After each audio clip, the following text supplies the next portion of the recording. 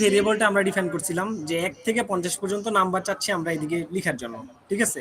তো আমরা জাস্ট খালি এক্স দিলাম, এই যে এক্স এর জায়গায় তুমি এক্স ওয়াই জেড বা যে কোনো কিছু দিতে পারো, ঠিক আছে? দিলে আমরা 1:50 দিছি, তার মানে হচ্ছে 1 থেকে 50 পর্যন্ত আমি প্রোগ্রামিংকে আমি আর কে বুঝাইছি যে হচ্ছে 1 থেকে 50 পর্যন্ত আমাদের সবগুলো নাম্বার লাগবে আমার, ঠিক আছে? ওকে জাস্ট আমি কল করছি, ও আমাকে দিয়ে দিল 1 থেকে 50 পর্যন্ত যত ধরনের নাম্বার আছে, ঠিক আছে? 1 থেকে 1 2 3 4 করেছি 50 পর্যন্ত। দেন হচ্ছে সিকোয়েন্সে আসলাম। এসইকিউ একটা ফাংশন, যে ফাংশন কিনা হচ্ছে এটা বিল্ডিং ফাংশন, ঠিক আছে?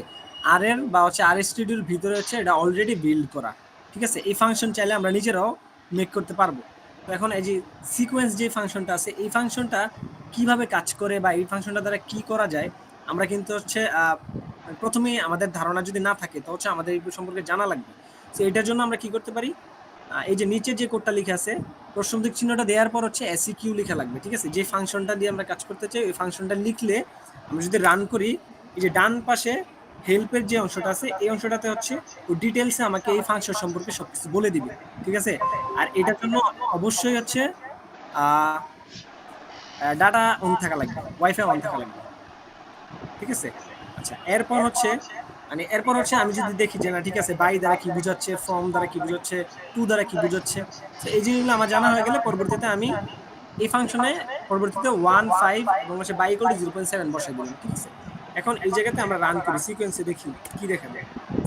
সিকোয়েন্সে দেখতেছি হচ্ছে আমরা কি 1 থেকে 5 পর্যন্ত, ঠিক আছে? 1 থেকে 5 পর্যন্ত যাবে বাই 0.7, মানে 0.7 0.7 হচ্ছে ডিস্টেন্স থাকবে, যে একটা যদি 1 হয় আরেকটা হচ্ছে 1.7, দেন আরেকটা থাকবে হচ্ছে 2.4, তার মানে হচ্ছে একটা নাম্বার থেকে অন্য একটা নাম্বারের মধ্যে ডিস্টেন্স থাকবে হচ্ছে 0.7, ঠিক আছে? এটা মূলত হচ্ছে এই কোডটা দ্বারা মূলত হচ্ছে এটাই বোঝায়। দেন পরবর্তীতে সিকোয়েন্সের আরেকটা কোড লিখলাম। একটা ফাংশনের ভিতরে কোড বিভিন্নভাবে লেখা যায়, ঠিক আছে?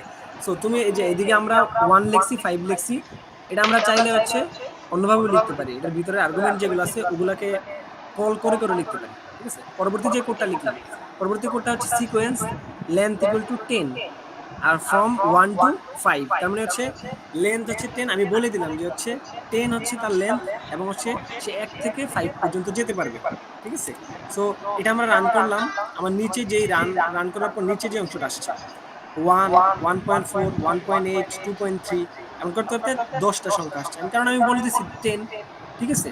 তার মানে এই কয়েকটা কোড আমি প্রথমে যেগুলো বললাম এগুলো হচ্ছে মূলত হচ্ছে ফাংশন, বিল্ডিং ফাংশন, এবং এই ফাংশনের ভিতরে ওরা আগেই সেট করে রাখছে যে এই জিনিসগুলো এভাবে দিলে হচ্ছে আমার আউটপুট এভাবে দেখাবে, ঠিক আছে?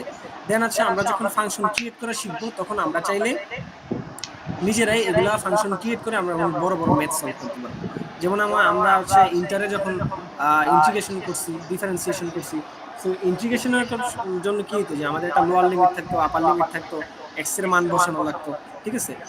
এই ক্ষেত্রে কি করতে পারতেছি আমরা, আরে জাস্ট খালি একটা ফাংশন ক্রিয়েট করার পরে যে সমীকরণটা, ধরুন সাপোজ এইভাবে থাকে যে ইন্টিগ্রেশন অফ 2x² প্লাস হচ্ছে 3y, সো এই 2x² প্লাস 3y এটাকে আমরা আর এর মাধ্যমে লিখে একটা ফাংশন ক্রিয়েট করে পরবর্তীতে জাস্ট খালি আইএনটি এটার ব্র্যাকেটের ভিতরে আমাদের লিমিট দুটো বসাই দিলেই ওরা আমাকে একদম ফুল ইন্টিগ্রেশনের ভিতরে কত মান আসতে পারে ওই মানটা আমাকে দিয়ে দিবে, ঠিক আছে? সো বিশাল বিশাল ম্যাথকে আসলে ছোট করার জন্য মূলত প্রোগ্রামিং ল্যাঙ্গুয়েজ কাজ করে থাকে। আচ্ছা, এরপরে আমরা যে কোডটা রান করলাম যে আরইপি, আরইপি দ্বারা বোঝাচ্ছে যে রিপিট, ঠিক আছে? রিপিট ফাংশন, যে হচ্ছে আমরা যে 1 সামনে দিলাম 1 দ্বারা বোঝাচ্ছে হচ্ছে 1 কে আমরা 30 বার রিপিট করতে চাচ্ছি, ঠিক আছে? এই জন্য আরইপি দ্বারা হচ্ছে আমাদের এই ফাংশনটা কল করার পরে যে 1 কে আমরা 30 বার রিপিট করতেছি, জাস্ট এটাই বোঝানো হয়েছে। আচ্ছা, এরপর আসে হচ্ছে ডাটা ফ্রেম। ডাটা ফ্রেম আসলে কি? ডাটা ফ্রেম হচ্ছে আমরা আরে বা হচ্ছে পাইথনে বলো যে কোনো কিছুতেই কাজ করতে গেলে মূলত হচ্ছে আমাদের মানে ডাটা ফ্রেম ক্রিয়েট করা লাগবে মাস্ট, কারণ মানে আমরা কয়েকটা ভাবে কাজ করে থাকি, মূলত এরেতে কাজ করি, ডাটা ফ্রেমে কাজ করি, তারপর হচ্ছে আরো কয়েকটা সিনট্যাক্স আছে ওগুলাতে কাজ করে থাকি মূলত। এখন ডাটা টাইপ আছে, ঠিক আছে? এখন এর মধ্যে হচ্ছে ডাটা ফ্রেমটা হচ্ছে মোস্ট পপুলার, ডাটা ফ্রেম নিয়ে আমরা মূলত কাজ করে থাকি। যে একটা ডাটা আমরা যখন দেখি যে হচ্ছে একটা কলাম, মানে একটা ডাটা সেটের ভিতরে 10টা কলাম থাকতে পারে, তো 10টা কলাম যখন থাকে তখন 10টা কলাম কিন্তু হচ্ছে আলাদা আলাদা থাকে, ঠিক আছে। এখন ওই কলামগুলোকে ডাটা ফ্রেম আকারে যখন নিয়ে আসবো তখন হচ্ছে কি একটা ডেটা সেটের ভিতরে ওই 10টা কলাম ইনক্লুডেড, ঠিক আছে। এখন ওইভাবে আমাদের কাজটা করা লাগে। এখন আমরা তিনটা আলাদা আলাদা ভাবে হচ্ছে ভেরিয়েবল ডিফাইন করব, ঠিক আছে। এইচ, ডব্লিউ এবং হচ্ছে জেন্ডার। এখন এইচ দ্বারা হচ্ছে আমরা জাস্ট খালি একটা ভেরিয়েবল ডিফাইন করব, ঠিক আছে। এখন এই সিটা সামনে কেন দিলাম, অনেকের মনের প্রশ্ন রাখতে পারে যে সি কেন। সি হচ্ছে একটা ভেক্টর ফর্ম, ঠিক আছে। সি এর ভেতরে মানে আমরা যদি যে কোনো একটা কিছুকে জাস্ট খালি আমরা ডিফাইন করতে যাই, তখন হচ্ছে শুধু h = 5 দিলে ও ধরে নেবে h এর মান 5, ঠিক আছে। বাট একাধিক নাম্বার যখন আমরা এড করতে চাবো কোন একটা কলামে, তখন হচ্ছে এটাকে সি দ্বারা বা হচ্ছে এটাকে বলা হচ্ছে ভেক্টর ফর্ম, ঠিক আছে। সি দ্বারা হচ্ছে প্রথমে আমাদের এটাকে ব্র্যাকেটে আবদ্ধ করা লাগবে, দেন ভিতরে আমরা চাইলে 5, 7 এটার সাথে আরো 10টা কি 100টা নাম্বার আমরা এড করতে পারবো, ঠিক আছে। ওইটা সম্পূর্ণ হচ্ছে একটা কলামই থাকবে। এই জায়গায় চাইলে আমরা স্ট্রিং নাম্বার এড করতে পারবো। মানে স্ট্রিং কি, এই জায়গাতে স্ট্রিং হচ্ছে মানে ক্যাটাগরিক্যাল ভেরিয়েবল, যেটা আমরা চাইলে এ বি সি ডি এই টাইপের ভেরিয়েবল এড করতে পারবো, ঠিক আছে। আচ্ছা, এই ডব্লিউ হচ্ছে সেম অন্য আরেকটা ভেরিয়েবল নিলাম আমরা। জেন্ডার এটা হচ্ছে আরেকটা আমাদের ক্যাটাগরিক্যাল ভেরিয়েবল নিলাম, ঠিক আছে। এখন তিনটা কিন্তু আলাদা আলাদা, আমরা রান করলাম তিনটা আলাদা আলাদা। এরপর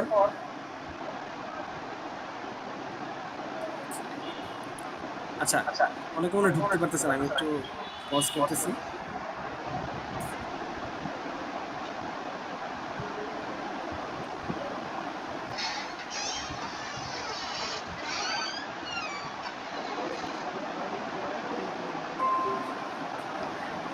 আচ্ছা, স্ক্রিন না দেখা গেলে আমাকে একটু জানাই প্লিজ। আচ্ছা, তারপর হচ্ছে আমরা তিনটা ভেরিয়েবল যখন হচ্ছে ডিফাইন করা হয়ে গেল আমাদের, ঠিক আছে। এরপরের কাজ হচ্ছে আমাদের এই তিনটাকে আমরা একসাথে দেখতে যাচ্ছি, একটা ডেটার ভিতরে নিয়ে আসতে যাচ্ছি বা একটা ভেরিয়েবলের ভিতরে নিয়ে আসতে চাইতেছি, ঠিক আছে।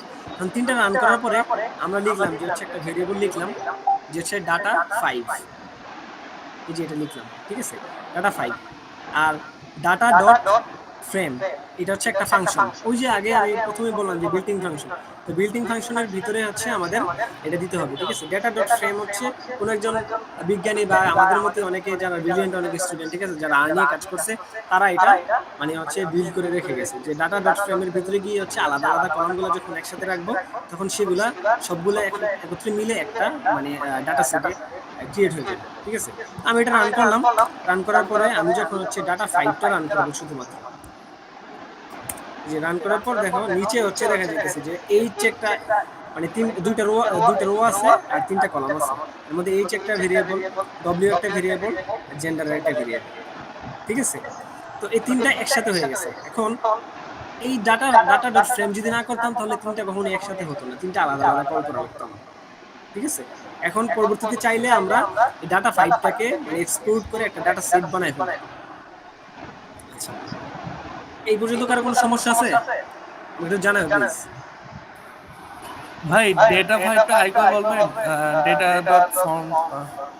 আচ্ছা আচ্ছা, ডেটা ডট ফ্রেম, ঠিক আছে। এটা একটা ফ্রেমের মতো, আমরা ফ্রেমিং করি না অনেক কিছু যে হচ্ছে একসাথে নিয়ে আসি, তো এটা অনেকটা ফ্রেমিং এর মতো, ঠিক আছে। এটা যখন করব এটা করার ফলে হচ্ছে আমাদের যে আলাদা আলাদা যে ভেরিয়েবলগুলো আমরা প্রথমেই নিয়েছিলাম, ঠিক আছে, ওই আলাদা আলাদা ভেরিয়েবলগুলোকে একসাথে করে ফেলি আমি, ঠিক আছে। এখন আমাদের এমন হতে পারে যে 2 থেকে 3টা ডেটা সেট নিয়ে কাজ করা লাগতে পারে, ঠিক আছে। এখন 2 থেকে 3টা ডেটা সেটের আমাদের 1 নাম্বার ডেটা সেটের 2 নাম্বার কলাম দরকার, 2 নাম্বার ডেটা সেটের 3 নাম্বার কলাম দরকার, 4 নাম্বার ডেটা সেটের 2 নাম্বার কলাম দরকার। তিনটা আলাদা আলাদা ডেটা সেট নিয়ে কাজ করার চাইতে যে কোনো একটা ডেটা সেট মানে বানায় নিতে পারলে ওটা ইজি হয়ে যায়।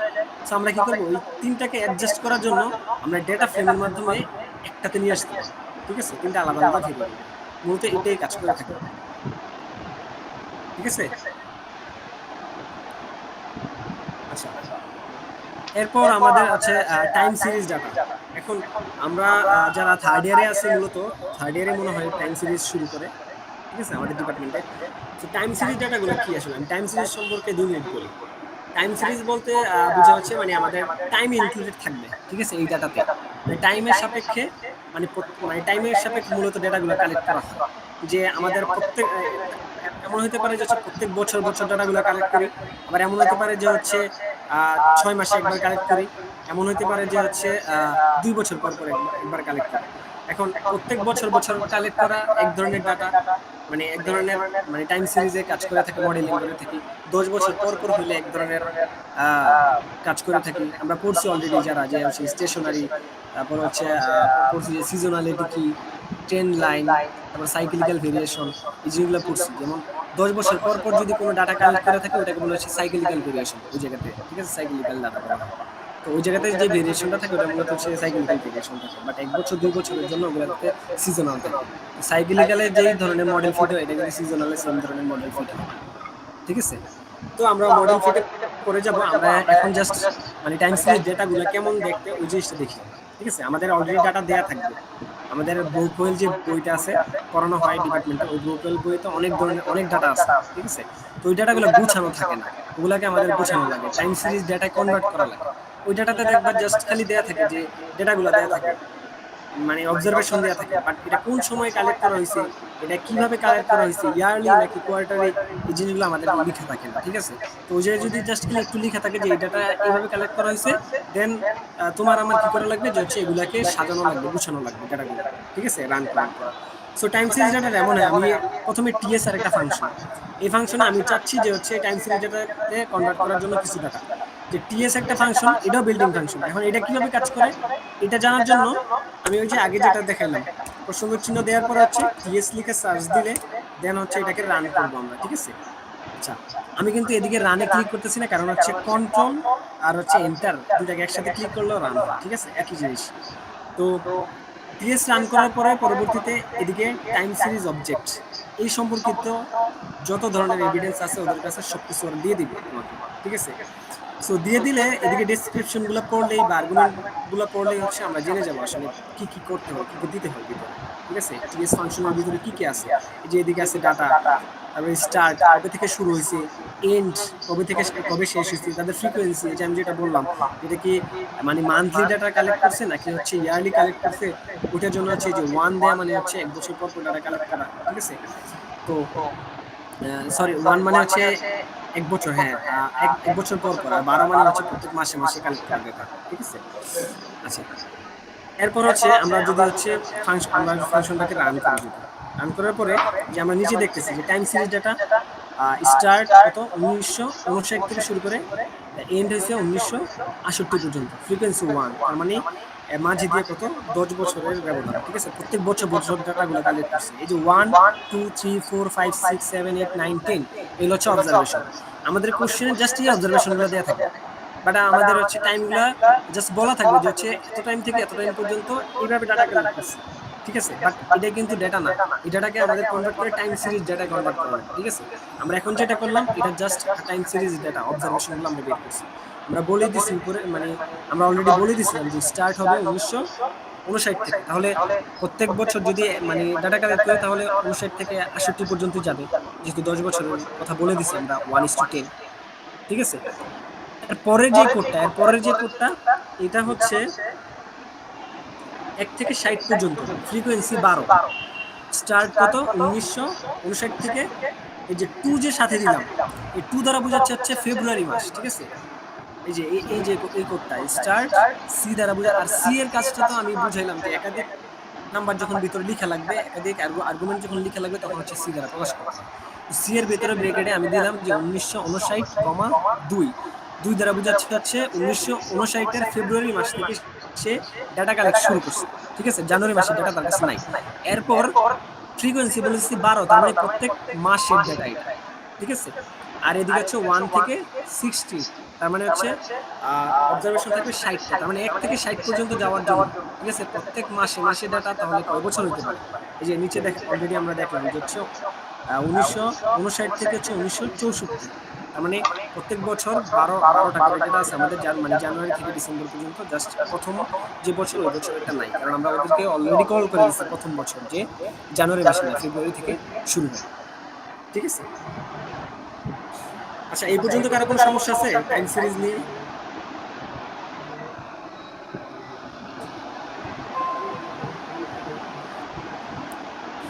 আচ্ছা, এর পরের যে কোডটা টাইম সিরিজের সেম কোড, 2 নাম্বার কোডটা যেটা বুঝিয়েছি ওই সেম কোড হচ্ছে 3 নাম্বারটা। ঠিক আছে? এটা হচ্ছে টাইম সিরিজের ডাটার ক্ষেত্রে কিভাবে ডাটাগুলো ক্রিয়েট করে ওইটা জাস্ট বললাম। তো প্রথমটা হচ্ছে মান্থলি ছিল, পরেরটা হচ্ছে যেহেতু ফ্রিকোয়েন্সি গুলো 4 দেয়া আছে তার মানে এটা হচ্ছে কোয়ার্টারি। ঠিক আছে? এই যে এখানে হচ্ছে জাস্ট 4টা কোয়ার্টারে সে ডাটাগুলো কালেক্ট করছে, ওই ডাটাগুলো দেখাইছে।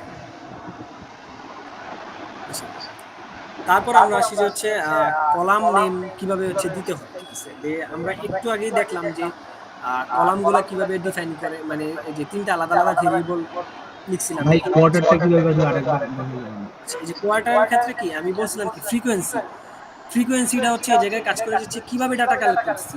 ঠিক আছে? যদি মান্থলি ডাটা কালেক্ট করি, টাইম সিরিজ ডাটাটা যদি হচ্ছে প্রত্যেক মাসে মাসে কালেক্ট করি আমরা, ঠিক আছে, তো ওইটা হচ্ছে আমাদের এই যে 12 দেওয়া লাগবে জায়গায়। ঠিক আছে? মানে 12 মাস।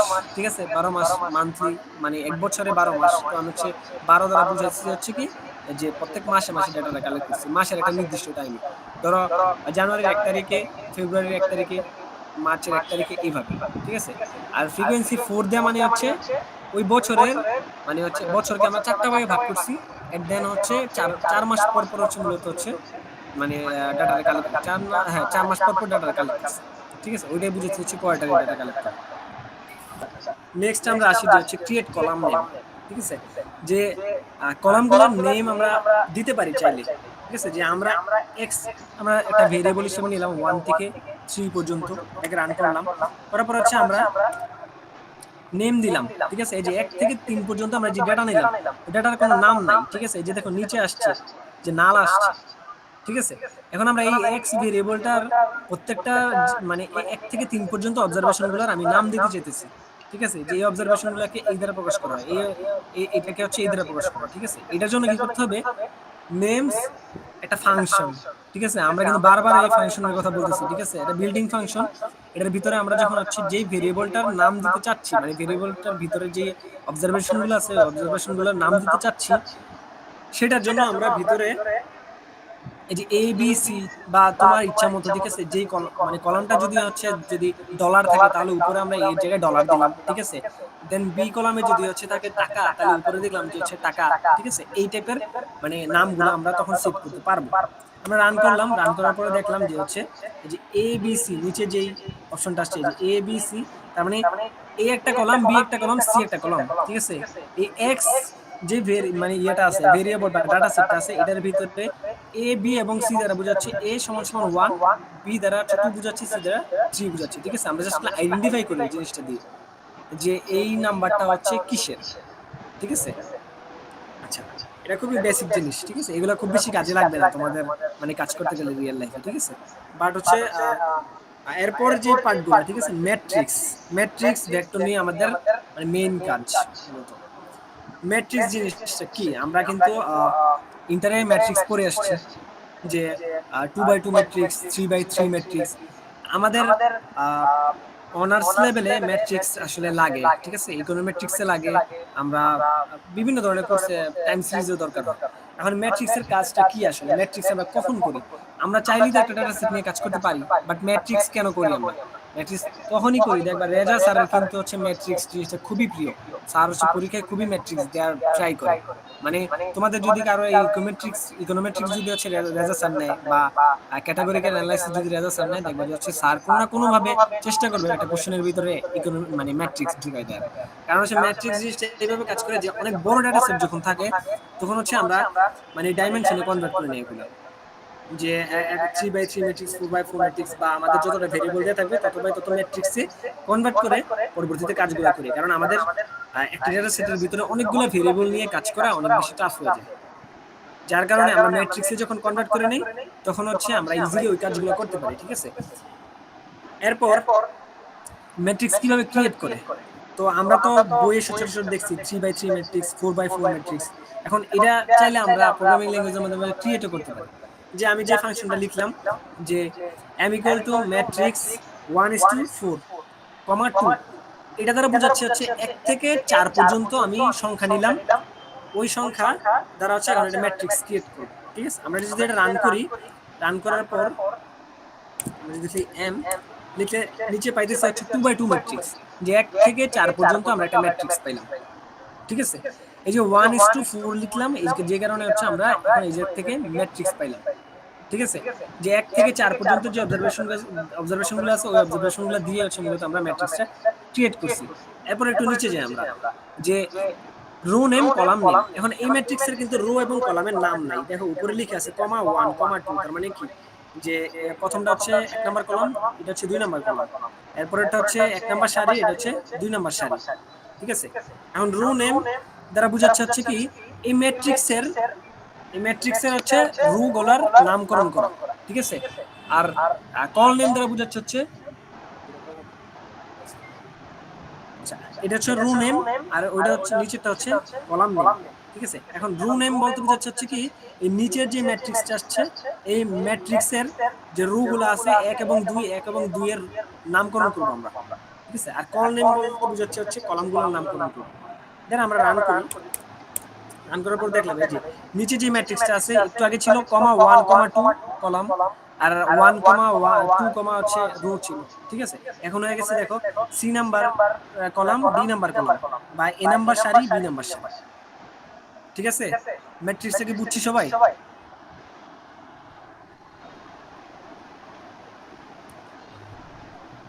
জি ভাই, ওখানে ভাই 1 2 3 4 এটা কি র্যান্ডমলি আসছে নাকি সিকোয়েন্স মানছে? এই যে আমরা এই যে 1:4 দিছি এই জায়গাতে, তার মানে কি 1 থেকে 4 পর্যন্ত সেই সংখ্যা র্যান্ডমলি নিয়ে নিছি। বুঝছো, এই জায়গায় এই 1 জায়গাতে 2 ভাই আপনার 2 2 ম্যাট্রিক্স মানে 2 2 রো 2 কলাম 1 ওইখানে যে 2টা আসছে ওটা কি ভাই ওইটাই নাকি হচ্ছে র্যান্ডমলি আসছে? রো 2 কলাম 1 বলতে একটু বলো তো ভাই 11 2 যেটা হুম। ম্যাট্রিক্সের মধ্যে ওইটা ওই 11টা কি ভাই র্যান্ডমলি আসছে নাকি ওইভাবে সিকোয়েন্সটা মানছে যে 1 2 3 4 এইভাবে? হ্যাঁ, সিকোয়েন্স মানছে, সিকোয়েন্স মানে এটা কলাম অনুসারে গেছে। দেখো এই জায়গায় আমি 2 দিছি না, এই যে সামনে 2 দিছি না, দেখো 1:4 এর পরে কমা দিয়ে 2 দিছি না। এই 2 দেয়া বলতে বুঝাইতেছে যে সে 1 থেকে 4 পর্যন্ত যে সংখ্যাগুলো আছে ওই সংখ্যাগুলো কলাম আকারে যাবে। ঠিক আছে, যে দেখো প্রথমে 1, তারপর নিচে 2 গেছে, তারপর উপরে 3 গেছে, তারপর নিচে 4 গেছে। ঠিক আছে, কারণ আমি ওদেরকে বলে দিছি, যে কল করে দিছি যে হচ্ছে এই 2 দ্বারা বোঝা হচ্ছে সে কলাম অনুসারে যাবে। এই জায়গায় 1 দেই, দেখো এই জায়গায় যদি 1 দেই,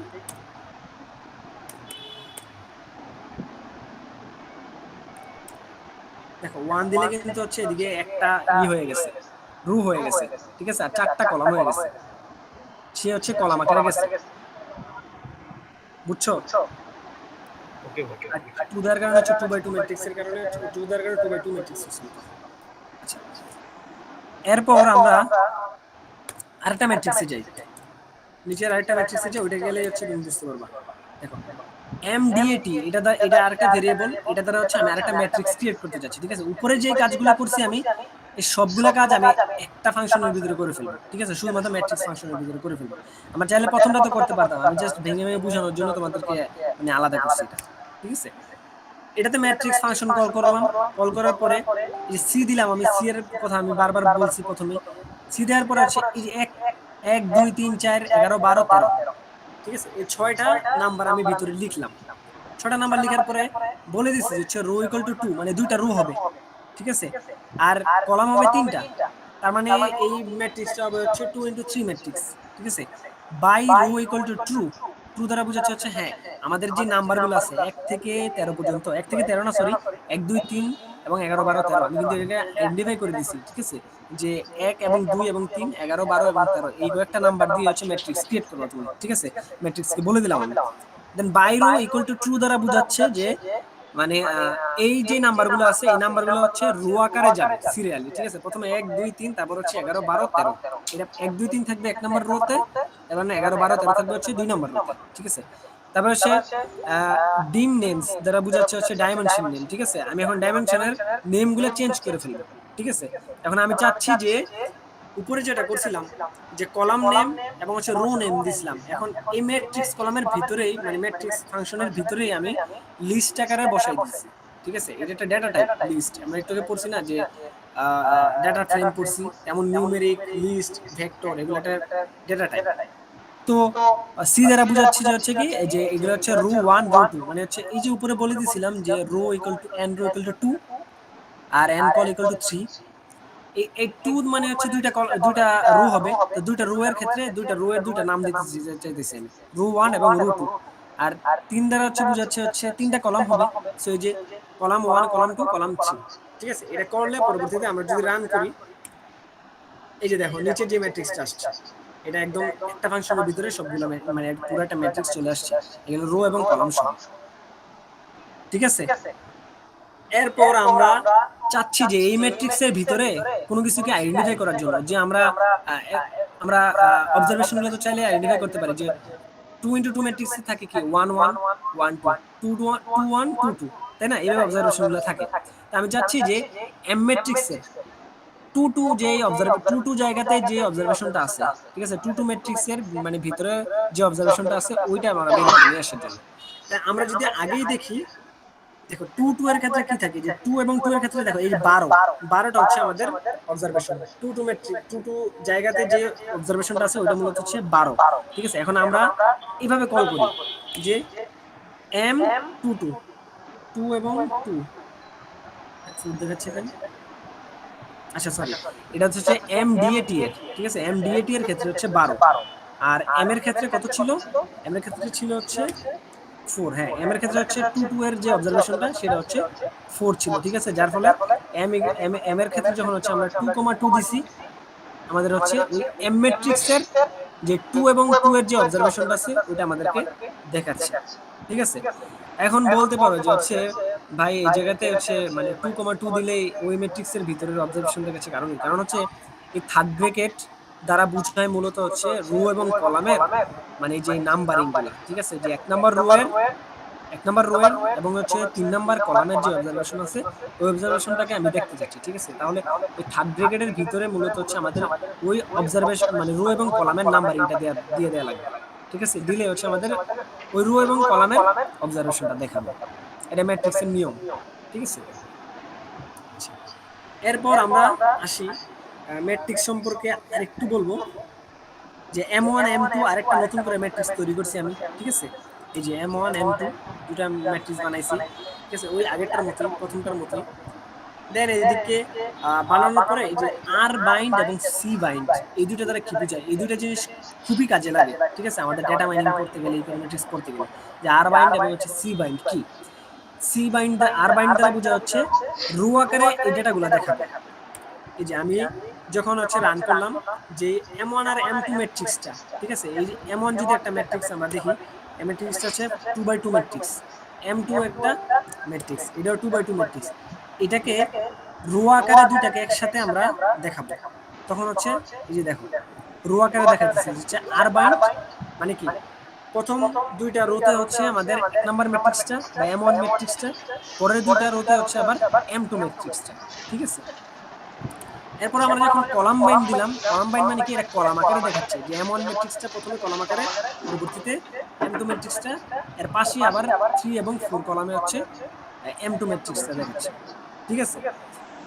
এই কলাম এবং রো বাইন্ড মূলত করা লাগে হচ্ছে ওই যে আমি প্রথমেই বলছিলাম ডেটা ফ্রেম, তো আলাদা আলাদা ভেরিয়েবল নিয়ে যখন কাজ করি আমরা, তখন হচ্ছে দুইটা আলাদা আলাদা ডাটা সেট বা হচ্ছে ভেরিয়েবলের আউটপুট একসাথে দেখার জন্য আমরা রো বাইন্ড বা কলাম বাইন্ড দিতে পারি, দিলে দুইটা ভেরিয়েবলকে পাশাপাশি দেখাবে ওরা, ঠিক আছে?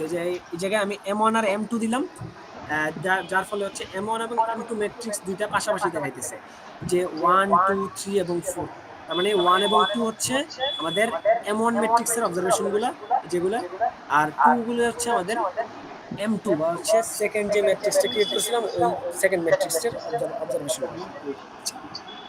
এরপর আমরা চাচ্ছি হচ্ছে ম্যাট্রিক্সের গুণ করার জন্য, আমরা তো ম্যাট্রিক্সের যোগ বিয়োগ গুণ ভাগ করছি, ঠিক আছে? ম্যাট্রিক্সের গুণ করার জন্য সবসময় এইভাবে পার্সেন্ট চিহ্ন, তারপর উপরে ইনটু, তারপর পার্সেন্ট চিহ্ন দেওয়া লাগবে, ঠিক আছে? এটা হচ্ছে ম্যাট্রিক্সের গুণ করার নিয়ম। আর নরমাল অবজারভেশনের ক্ষেত্রে শুধুমাত্র স্টার চিহ্ন ব্যবহার করলে হয়, ঠিক আছে? নরমালের ক্ষেত্রে যদি শুধু স্টার চিহ্ন ইউজ করতে, ঠিক আছে, তাহলে হতো। ধরো আমি শুধু স্টার করলাম, রান করলাম, এই যে নিচে এরর দেখাইতেছে, ঠিক আছে? এই যে এরর, নিচে এরর দেখাইতেছে, কারণ ম্যাট্রিক্স কখনো হচ্ছে শুধুমাত্র সিঙ্গেল যে স্টার এটার মাধ্যমে গুণ করা যায় না, ঠিক আছে? এটার জন্য পার্সেন্ট চিহ্নটা ইউজ করতে হয়, পার্সেন্টের দুইটার পার্সেন্টের মাঝখানে হচ্ছে আমাদের স্টার চিহ্ন দেওয়া লাগবে। এখন দিলাম, দেওয়ার পর হচ্ছে রান করছি, সো সেটা হচ্ছে একসাথে গুণ করে দেখাইছে, ঠিক আছে? যে আর বাইন্ড এবং সি বাইন্ড দুইটা আলাদা আলাদা ম্যাট্রিক্স নিয়েছিলাম, দুইটা আলাদা আলাদা ম্যাট্রিক্স গুণ করছে, এখন আমরা কিন্তু হচ্ছে জানি যে ম্যাট্রিক্স কিন্তু হচ্ছে ডাইমেনশন না মিললে কিন্তু হচ্ছে গুণ করা যায় না, ঠিক আছে। প্রথমটাতে এই যে আর বাইন্ডে আমরা পাইলাম হচ্ছে কত 4/2 ম্যাট্রিক্স, আর সি বাইন্ডে পাইলাম হচ্ছে 2/4 ম্যাট্রিক্স, তার মানে 2 মিলছে। তার মানে 2 মিলার কারণে গুণ করলে যে ম্যাট্রিক্স আসবে সেটা হচ্ছে 4/4 ম্যাট্রিক্স, তাই না? আচ্ছা, এরপর হচ্ছে আমরা ম্যাট্রিক্সের যে গুণটা ছিল, ম্যাট্রিক্সের গুণ করার পরবর্তীতে এরপরেরটা সেম কাজ করছি আমি, ঠিক আছে। আচ্ছা, অ্যাপ্লাই এর কাজগুলো আপাতত একটু বলে দেই, জাস্ট এটা এখন না শিখলেও হবে, রেকর্ড করতে শিখে দেবা। অ্যাপ্লাই এর কাজ হচ্ছে মানে M1 ম্যাট্রিক্সের 1 নাম্বার কলামের আমি সাম চাচ্ছিলাম, ঠিক আছে, যে 1 নাম্বার কলামকে আমি যোগ করলে কত আসতে পারে। অনেক সময় থাকে না যে প্রত্যেক মানে আমাদের ডাটা সেটের ভিতরে 10টা ভেরিয়েবল আছে, ঠিক আছে। এখন 10টা ভেরিয়েবলের আলাদা আলাদা যোগফল আমি চাচ্ছি, আমি একসাথে চাচ্ছি না, ঠিক আছে। তখন কি করবে, অ্যাপ্লাই M1 ওই ম্যাট্রিক্স বা হচ্ছে ওই ডাটা সেটটাকে প্রথমে ডিফাইন করে দিলে M1 আকারে, যেমন আমি যেটা ডিফাইন করলাম, পরবর্তীতে 1 দ্বারা বোঝাচ্ছে হচ্ছে 1 নাম্বার, আর সাম দ্বারা বোঝাচ্ছে হচ্ছে কি মানে ওই কলামের মানে সে হচ্ছে সাম করে দিবে, ঠিক আছে, মানে যোগ করে দেখাই দিবে সে কত আসছে। দেন মিন দিলে মিন আসবে, কারণ এই যে সাম মিন এগুলো হচ্ছে বিল্ডিং, কারণ হচ্ছে অ্যাপ্লাই ফাংশনের ভিতরে আবার সাম মিন গুলোকে তারা ইনক্লুডেড করছে, যে পরবর্তীতে আমরা যখন সাম এবং মিন লিখলে মূলত হচ্ছে ওই যে কলাম বা সারি আছে ওগুলার যোগফল বা হচ্ছে মিন তারা শো করবে। এরপরে রো সাম, এই যে প্রত্যেকটা পরে আমি দিলাম রো সাম, তার মানে কি প্রত্যেকটা এই যে M1 ম্যাট্রিক্স ছিল, M1 ম্যাট্রিক্স, এই যে M1 ম্যাট্রিক্সটা 1 1 1 1, এটাকে যদি আমি প্রত্যেকটা কলামকে রো কে সাম করি তাহলে কত আসবে 2 2। এই যে দেখো নিচে 2 এবং 2 আসছে, এক নাম্বার কলামের এক নাম্বার সারির বা রো এর যে যোগফল এটা 2 দুই নাম্বারটাও 2। কলামের ক্ষেত্রে সেম, জাস্ট খালি ফাংশনটা কল করছি, ঠিক আছে।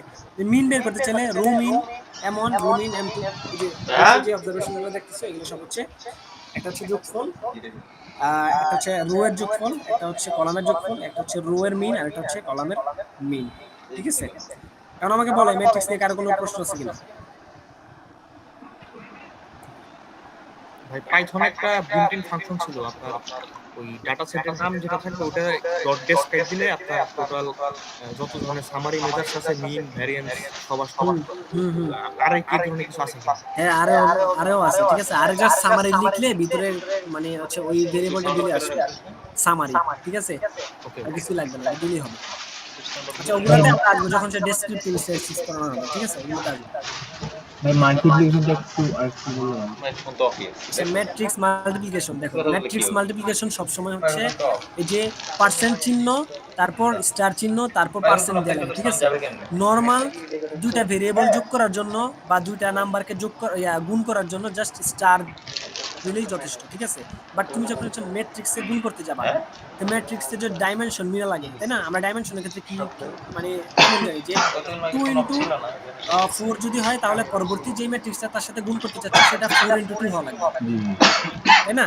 তো ওইটার ক্ষেত্রে আর এটার ক্ষেত্রে আমি এই যে রো বাইন্ড করছি, কলাম বাইন্ড করছি, দেখো একটা ছিল 2 × 4 আর এটা ছিল 4 × 2। প্রথমটা ছিল 4 × 2, ওটা ছিল 2 × 4, যার ফলে এই ম্যাট্রিক্সকে আমরা গুণ করার পরে আমরা পাইছি হচ্ছে কি 4 × 4 একটা ম্যাট্রিক্স, ঠিক আছে। গুণ করার নিয়ম জাস্ট এটা, যে পার্সেন্ট দিয়ে দেন হচ্ছে বাকি কাজটুকু করা লাগে, স্টার চিহ্ন দেওয়া লাগে। আচ্ছা, তারপর আমরা আসি যে হচ্ছে ভেক্টরে, ঠিক আছে। ম্যাট্রিক্স আর ভেক্টর একদম পুরো ইনিশিয়াল পয়েন্টের কাজ এগুলা, যে আর শিখতে গেলে প্রথমে ম্যাট্রিক্স এবং ভেক্টর শিখাই লাগে, ঠিক আছে। এই কাজগুলো পরবর্তীতে দরকার হয়, যার কারণে আমি এগুলো নিয়ে আসছি। ভেক্টরের ক্ষেত্রে কি হয়, এই প্রথমেই আমি ভেক্টর নিয়ে অনেকবার কথা বলছি যে সি দ্বারা হচ্ছে ভিতরে অনেকগুলো সংখ্যা লিখতে চাচ্ছি, এই জন্য মূলত হচ্ছে সি ইউজ করছি এদিকে, ঠিক আছে। এটাই মূলত হচ্ছে ভেক্টর, ঠিক আছে। তো ভেক্টর সম্পর্কে হচ্ছে অনেক কথা বলে ফেলছি যদিও আমি। এরপর আমরা এটাতে আসি, ঠিক আছে। ডাটা আমরা রিড করছি, ঠিক আছে। এখন এই যে দেখো নিচে একটা ডাটা পাইছি আমরা, যে আইরিশ ডাটা, ঠিক আছে। আইরিশ ডাটা হেডটা দেখতে পাচ্ছি, যে নিচে অনেকগুলো অবজারভেশন। এখন তোমাদের প্রশ্ন আসতে পারে যে এত ডাটা হঠাৎ করে কোথা থেকে আসলো, কিন্তু কিছুই লিখলেন না, জাস্ট হেড ফাংশনের ভিতরে আইরিশ লিখছি। আইরিশ হচ্ছে একটা বিল্ডিং মানে ডাটা সেট, ঠিক আছে। আর এর ভিতরে অনেক ধরনের ডাটা আছে, এয়ার প্যাসেঞ্জার, আইরিশ, টাইম সিরিজের অনেক ডাটা আছে, ঠিক আছে। ইকোনমিক্সের অনেক ডাটা আছে, বাই স্ট্রিটের বহুত ডাটা আছে। এগুলো হচ্ছে ওগুলোর ভিতরে সেট করা, ঠিক আছে? তো ওগুলোর জন্য আমাদের আর ডাটা রিড করা লাগে না, ডাটা ফাইল রিড করা লাগে না আর এর মধ্যে। আমরা জাস্ট খালি ওগুলোকে ডাটা দিয়ে ফাংশনের ভিতরে কল করলে ওরা ডাটা অলরেডি চলে আসে, ঠিক আছে? তো আইরিশ একটা ডাটা আছে, ওই ডাটাটা বিল্ট ইন ডাটা, ঠিক আছে? ওইটাকে আমি কল করছি, করার পরে হেড দিলাম। হেড দ্বারা বোঝা হচ্ছে আইরিশ ডাটার ভিতরে প্রথম 6টা কলাম হচ্ছে সে শো করবে, ঠিক আছে? যদি টেল দিতাম তাহলে হচ্ছে লাস্ট 6টা কলাম শো করবে, ঠিক আছে?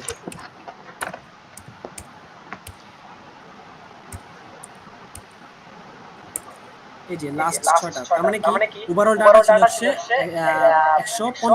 150টা, ঠিক আছে? 150টা রো আছে এই জায়গাতে, বা 150টা হচ্ছে ডাটা আছে, ঠিক আছে? কলাম আছে কয়টা? 4টা না 5টা কলাম আছে। হ্যাঁ, তো এই হেড এবং টেলের কাজ সবাই পারার কথা, ঠিক আছে? যেহেতু খুব ইজি এটা। এরপর আইরিশ ডাটা থেকে আমি চাচ্ছি শুধুমাত্র যে কোনো একটা কলামকে নিয়ে নেওয়ার জন্য, ঠিক আছে? যে কোনো একটা কলাম নিয়ে কাজ করবো আমরা। ওই যে আমি একটা কথা বলছিলাম না যে প্রথমে, যে একটা ডাটা সেটের 10টা কলাম থাকলে 10টা কলাম নিয়ে তো আমাদের কাজ নাই। ধরো আমাদের 2টা বা 3টা কলাম নিয়ে কাজ করা লাগবে, তখন আমরা ওই 2টা 3টা কলামকে আলাদা করে নিয়ে বের করে এনে ওগুলাকে একসাথে করার জন্য মূলত ডাটা ফ্রেম নিয়ে কাজ করি, ঠিক আছে? ওই আলাদা করার পরে প্রত্যেকটা আলাদা আলাদা হয়ে গেছে, তো ওগুলাকে আবার একসাথে করার জন্য তখন ওই ডেটা ফ্রেমটা ইউজ করলে ওই 3টাকে আমরা আবার আলাদা আরেকটা গ্রুপে নিয়ে নিতে পারবো, ঠিক আছে? আচ্ছা, এই জায়গায় এসপি দ্বারা যে আইরিশ ডাটা সেটের স্পেসিস যেটা আছে ওইটাকে মূলত হচ্ছে ওরা কল করছে, ঠিক আছে? আমরা যদি রান করি, রান করার পরে আমরা এই যে এসপি দ্বারা এরপরে যত স্পেসিস গুলো আছে ওই সবগুলোকে এই জায়গাতে শো করতেছে, ঠিক আছে? অন্য কোনো কিছু দেখা যাচ্ছে না। আইরিশ ডাটার ভিতরে কিন্তু হচ্ছে সেপাল লেন্থ, সেপাল ওয়াইড, ঠিক আছে, পেটাল লেন্থ সবগুলোই ছিল, বাট আমরা শুধুমাত্র স্পেসিসটার দরকার ছিল, আমরা ওইটাকে কল করছি কিভাবে? আইরিশ ডাটার সাথে যখন ডলার সাইন ইউজ করবো আমরা, ঠিক আছে? ডলার সাইনটা ইউজ করা মানে হচ্ছে আমরা চাচ্ছি যে যে কোনো আচ্ছা, যে কোনো একটা ভেরিয়েবলকে সিলেক্ট করার জন্য চাচ্ছি আমরা যে আইরিশ যে ডাটা সেট আছে ওই ডাটা সেটের ভিতরে তো 5টা কলাম ছিল বা 5টা ভেরিয়েবল ছিল, 5টা ভেরিয়েবলের মধ্যে যে কোনো একটাকে সিলেক্ট করার জন্য আমরা আইরিশ ডাটা সেট লিখে দেন হচ্ছে তার সাথে ডলার সাইন ইউজ করলে ওরা অলরেডি সাজেস্ট করবে, ঠিক আছে? তো আমরা নেক্সট যেটা দেখতেছি যে এসএল, আমি একটা নতুন একটা ভেরিয়েবল ডিফাইন করতেছি। এই ভেরিয়েবলটা আমরা নেব হচ্ছে আইরিশ ডাটার ভেতরেরই যে কোনো একটা ভেরিয়েবলকে, ঠিক আছে? আচ্ছা, তো এসএল লেখার পরে আমরা আইরিশ ডাটা লিখলাম, লেখার পরে হচ্ছে এটাকে ডলার সাইন লিখলে ওরা সাজেস্ট করলো অলরেডি যে আমরা সেপাল যে লেন্থ আছে সেপাল লেন্থটা নিতে চাচ্ছি। সো সাজেস্ট করলে আমরা এটাতে ক্লিক করলেই এটা অলরেডি হচ্ছে সিলেক্ট হয়ে যাবে। দেন পরবর্তীতে আমি অলরেডি ক্রিয়েট করে ফেলছি যে এসপি এবং হচ্ছে এসএল দুইটা আলাদা আলাদা ভেরিয়েবল। এই দুইটা ভেরিয়েবল কিন্তু হচ্ছে যে আইরিশ ডাটা ছিল আইরিশ ডাটার ভেতরেরকার যে ভেরিয়েবল ছিল ওই দুইটা ভেরিয়েবলকে জাস্ট আমরা আলাদা করে নিয়ে আসছি ডলার সাইনের মাধ্যমে। দেন পরবর্তীতে আমি ডিডি আরেকটা নতুন ভেরিয়েবল ডিফাইন করতেছি, যেটা দিয়ে হচ্ছে এখন হচ্ছে এটাকে হচ্ছে ডাটা ফ্রেমে কনভার্ট করব। তো আমি নতুন যেহেতু দুইটা ভেরিয়েবলকে আলাদা করে নিয়েছি ডাটা সেট থেকে, মেইন ডাটা সেট থেকে, তো এই দুটাকে আবার চাচ্ছি একসাথে দেখার জন্য। সেই জন্য মূলত হচ্ছে ডাটা ডট ফ্রেমে একটা ফাংশন আছে, ওই ফাংশনের ভিতরে যে এসপি কমা হচ্ছে এসএল লেখার পর আমরা রান করলে যেটা দেখতে পাচ্ছি মূলত আউটপুটে সেটা হচ্ছে ডেটা ফ্রেম আকারে আছে, ঠিক আছে? দুইটা ভেরিয়েবলকে আমি একসাথে দেখতেছি। আচ্ছা, এই যে এসপি এবং হচ্ছে এসএল।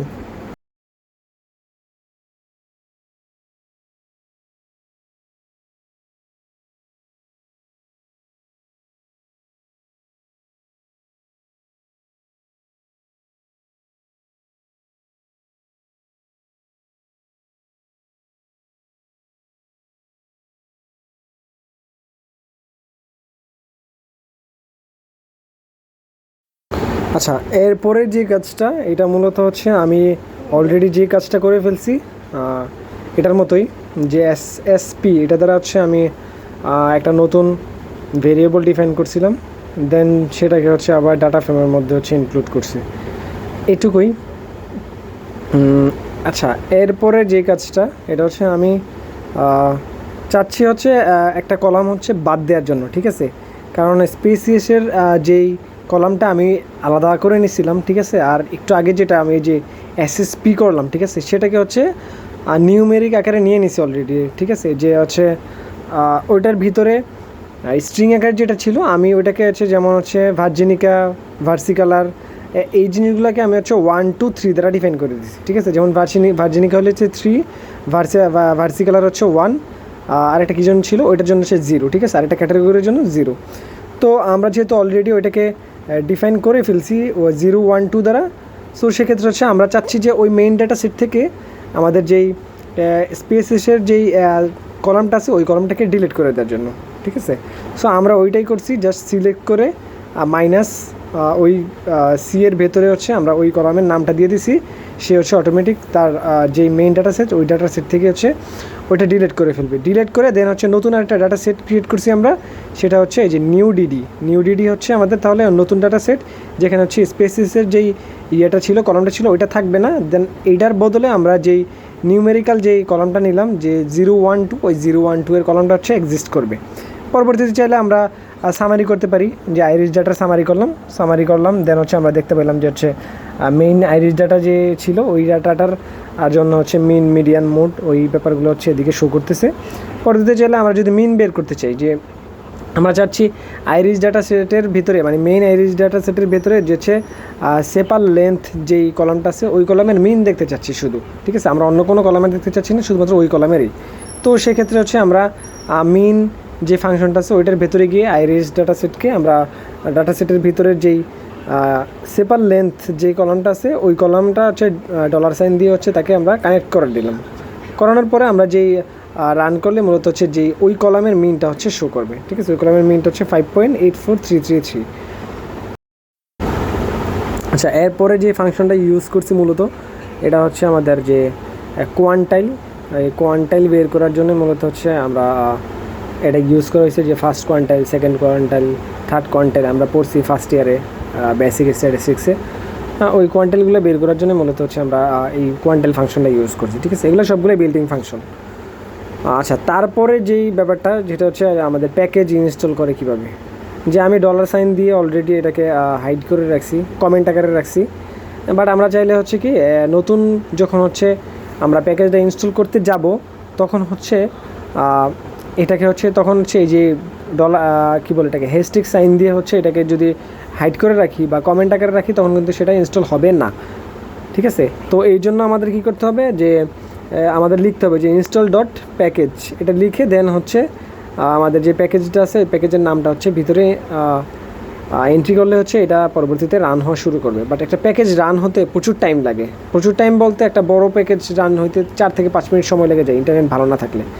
তো সেক্ষেত্রে আমরা প্যাকেজগুলো হচ্ছে আগে রান করে রাখার ট্রাই করব। দেন পরবর্তীতে প্যাকেজ রান করার পরে অবভিয়াসলি আমাদেরকে একটা জিনিস মাথায় রাখতে হবে, আমাদের যে লাইব্রেরি আছে লাইব্রেরি কল করতে হবে, কারণ লাইব্রেরি কল না করলে প্যাকেজ রান হয়ে জাস্ট খালি এটা আর স্টুডিওতে ছিল, বাট লাইব্রেরিটা যখন যদি রান না করি তাহলে আমরা যে কাজ করতে যাচ্ছি তাকে নিয়ে বা তার ভেতরের ফাংশনগুলোকে নিয়ে সেটা সে বুঝবে না।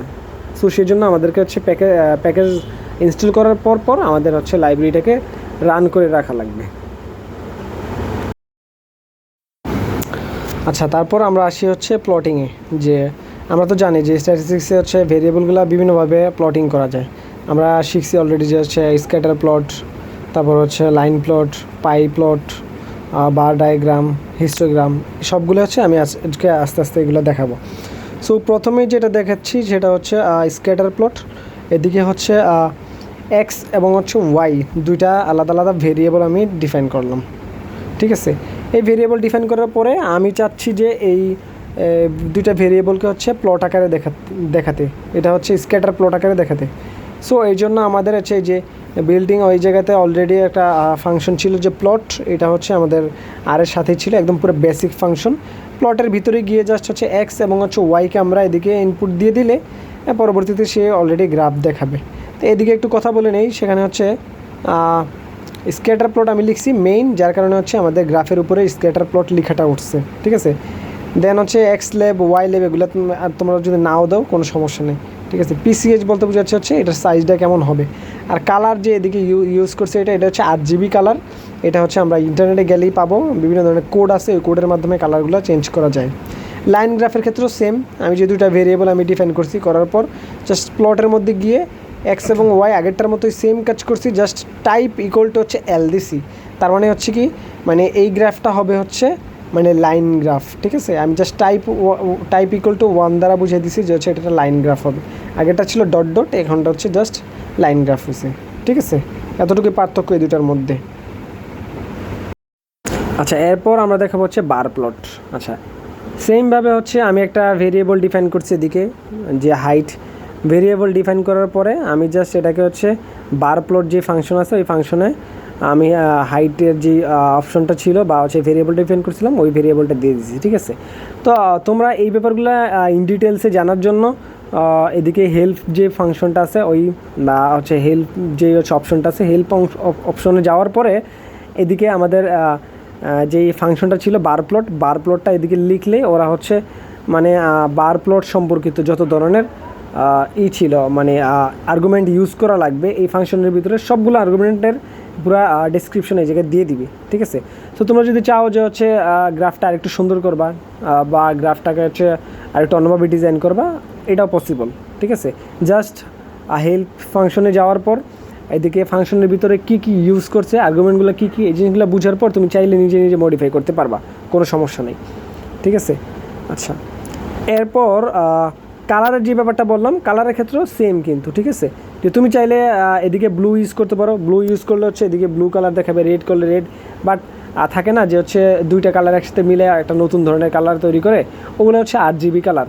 তো ওই কালারগুলো হচ্ছে তুমি ইন্টারনেট থেকে সরাসরি কোড নিতে পারবা, কোড নিলে পরবর্তীতে ওকে বললেই ও জাস্ট হচ্ছে ওইটা বুঝে নেবে যে তুমি অন্য ধরনের কালার চাচ্ছ এদিকে। আচ্ছা, তারপর হচ্ছে আমরা যদি হিস্টোগ্রামের কথা চিন্তা ভাবনা করি, ঠিক আছে, যে হিস্টোগ্রাম আসলে কীভাবে করতে হয়। পরের যেই পার্টটা এদিকে আমি তো প্রথম দিকে একবার বলছিলাম যে হচ্ছে বিভিন্ন ডিস্ট্রিবিউশন থেকে কীভাবে হচ্ছে ডাটা ক্রিয়েট করতে হয় বা হচ্ছে ডিস্ট্রিবিউশন থেকে কীভাবে হচ্ছে আমাদের যে অবজারভেশন নিতে হয়। তো এই জায়গাতে হিস্টোগ্রামে হচ্ছে আমি সেম কাজটা করছি, যে প্রথমে হচ্ছে ডাটা একটা ভেরিয়েবল ডিফাইন করছি, করার পরে যে আর নর্ম 100 আর নর্ম দ্বারা বোঝাচ্ছে হচ্ছে কি, মানে আর দ্বারা বোঝাচ্ছে হচ্ছে র্যান্ডম, আর হচ্ছে নর্ম দ্বারা হচ্ছে নর্মাল ডিস্ট্রিবিউশন। তার মানে হচ্ছে নর্মাল ডিস্ট্রিবিউশন থেকে হচ্ছে র্যান্ডম নাম্বার জেনারেট করতেছি আমরা, 100টা র্যান্ডম নাম্বার জেনারেট করতেছি। এই 100টা র্যান্ডম নাম্বারের জন্য আমরা পরবর্তীতে হিস্টোগ্রাম আঁকবো। এখন পরবর্তীতে হিস্টোগ্রামের ক্ষেত্রে সেমভাবে আমাদের ফাংশন কল করতে হবে হিস্ট, দেন পরবর্তীতে যে ডাটা আমরা কল করলাম কোত্থেকে নিলাম, এটা নর্মাল ডিস্ট্রিবিউশন থেকে নিলাম।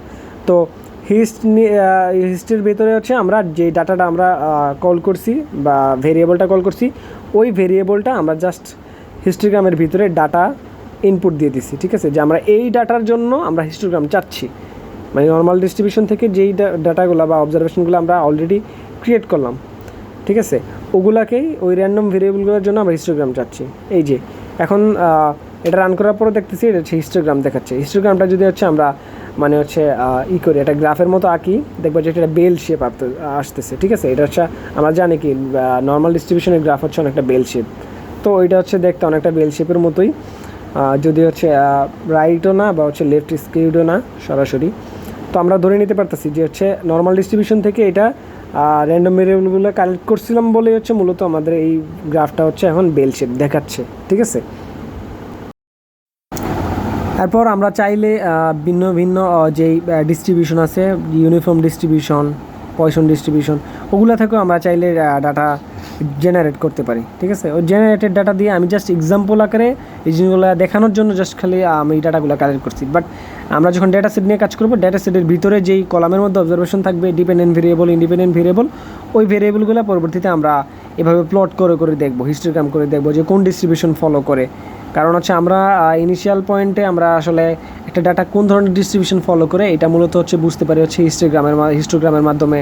তারপর কোন এটা কি রাইট স্কুইড নাকি হচ্ছে লেফট স্কুইড নাকি বেল শেপ, এই শেপের মাধ্যমে হচ্ছে আমরা মূলত হচ্ছে আমরা প্রথমে জাস্ট একটা ধারণা নিতে পারি যে হচ্ছে এটা এই ডিস্ট্রিবিউশন ফলো করতে পারে। পরবর্তী যে গ্রাফটা আসলে তোমরা দেখতেছো, এই গ্রাফটা মূলত হচ্ছে আমি আঁকছি হচ্ছে বক্স প্লট, ঠিক আছে। বক্স প্লট আমরা মূলত ইউজ করে থাকি যে যদি হচ্ছে ডাটাতে কোনো ধরনের আউটলেয়ার থাকে ওই আউটলেয়ারগুলো ধরার জন্য, ঠিক আছে। যে এই যে আমরা দেখতে পাচ্ছি যে হচ্ছে দুইটা গ্রাফই, এই দুইটা গ্রাফে আপার লিমিট এবং হচ্ছে লোয়ার লিমিট দেওয়া আছে। তো দেখো এর বাইরে যেগুলো আছে ওগুলো হচ্ছে আমাদের আউটলেয়ার হিসেবে হচ্ছে গণ্য হবে।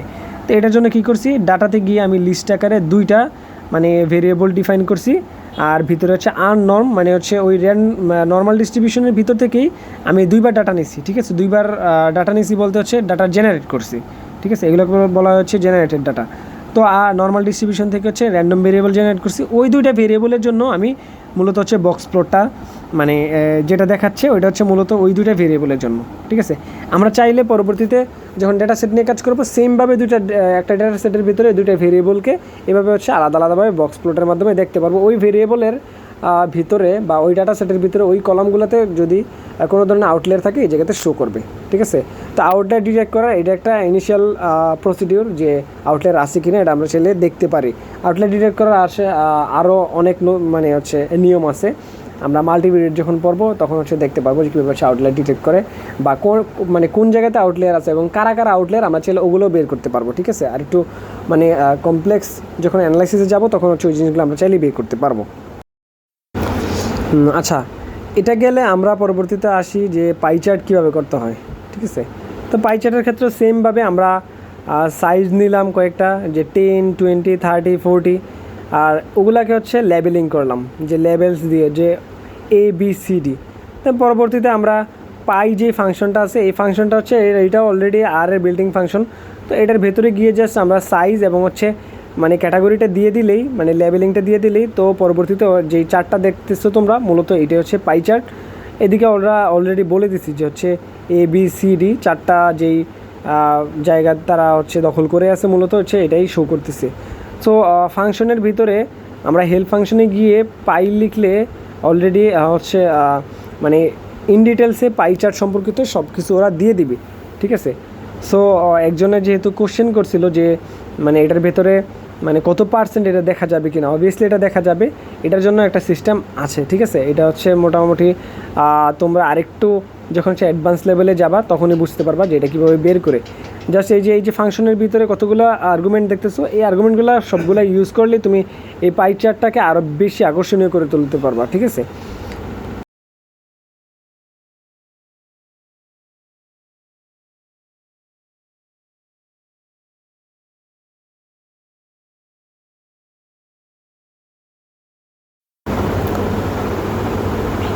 আচ্ছা, এরপর আমরা দেখব যে আসলে যে গ্রাফটা দেখতেছি এই গ্রাফটা মূলত হচ্ছে পেয়ারসন যে কোরিলেশন গ্রাফ, যেটা আমরা মানে দেখে বুঝি যে একটা ভেরিয়েবলের সাথে অন্য একটা ভেরিয়েবলের কোরিলেশন কেমন, আর এর মান যেটা আমরা ক্যালকুলেট করা শিখছি ফার্স্ট ইয়ারে সেকেন্ড ইয়ারে। তো আমরা তো জানি যে দুটো ভেরিয়েবল যদি হচ্ছে অনেক বেশি হাইলি কোরিলেটেড থাকে তাহলে হচ্ছে তারা 45 ডিগ্রি অ্যাঙ্গেলে থাকে, মানে তারা খুবই কাছাকাছি থাকে তাদের ডাটা দুইটা। সো এদিকে আমরা দেখতেই পাচ্ছি যে হচ্ছে পেটাল ওয়াইড আর হচ্ছে পেটাল লেন্থ এই দুইটা যে ভেরিয়েবল আছে এই দুইটা ভেরিয়েবলের জন্য তাদের কোরিলেশন খুবই পজিটিভ দেখাচ্ছে এদিকে, ঠিক আছে। তো আমরা এটার মাধ্যমে তাদের মধ্যে কোরিলেশনটা কেমন এটাই মূলত চেক করে থাকি, ঠিক আছে। এটাকে বলা হচ্ছে পেয়ারসন কোরিলেশন গ্রাফ। মূলত এটাকে হচ্ছে যে পেয়ার্স দ্বারা মূলত হচ্ছে এই ফাংশনটা ক্রিয়েট করা হয়েছে। এটার ভিতরে আমাদের যে ডাটা আছে আমরা যার বা হচ্ছে যে ডাটা সেটের ভেতরে ভেরিয়েবলগুলোর কোরিলেশন মানে বের করতে চাচ্ছি ওই ভেরিয়েবল বা হচ্ছে ওই ডাটাটা জাস্ট ইনপুট করে দিলেই আমাদের ওভারঅল এটার ভিতরে যত ধরনের ভেরিয়েবল আছে একটার সাথে আরেকটার একটা ম্যাট্রিক্স আকারে প্রত্যেকটার কোরিলেশনটা দেখাই দিবে ওরা। এরপর আমরা এখন যেটা দেখতে পাচ্ছি এটা মূলত হচ্ছে হিট ম্যাপ বলা হয় এটাকে, মানে হচ্ছে হিট বলতে এই জায়গায় মেনলি যেটা বুঝাইছে যে হচ্ছে মানে সবচেয়ে ডিপ যেই কালারটা, ঠিক আছে, মানে যেটা হচ্ছে আমাদের দেখতে অনেক বেশি হচ্ছে ডিপ মনে হচ্ছে, ঠিক আছে, ওইটা হচ্ছে ওই দুইটা অবজারভেশনটা ওই দুইটা ভেরিয়েবলের মধ্যে হচ্ছে মানে কোরিলেশন সবচেয়ে বেশি, ঠিক আছে। সো আমরা যদি এদিক থেকে খেয়াল করি যে 7 এবং হচ্ছে 2 এই 7 এবং 2 এর যে দুইটা ভেরিয়েবল আছে এই 7 এবং 2 নাম্বার ভেরিয়েবলের দুইটার মধ্যে অ্যাসোসিয়েশন খুবই স্ট্রং এবং হচ্ছে তাদের কোরিলেশন খুবই বেশি, ঠিক আছে। সো হিট ম্যাপ আর হচ্ছে পেয়ারসন কোরিলেশন টেস্ট বা হচ্ছে পেয়ারসনের জন্য পেয়ারসন কোরিলেশন টেস্টে যে ম্যাট্রিক্সে দেখলাম আমরা কোরিলেশনের জন্য ওই দুইটা হচ্ছে একই কাজ করে থাকে মূলত খুব বেশি।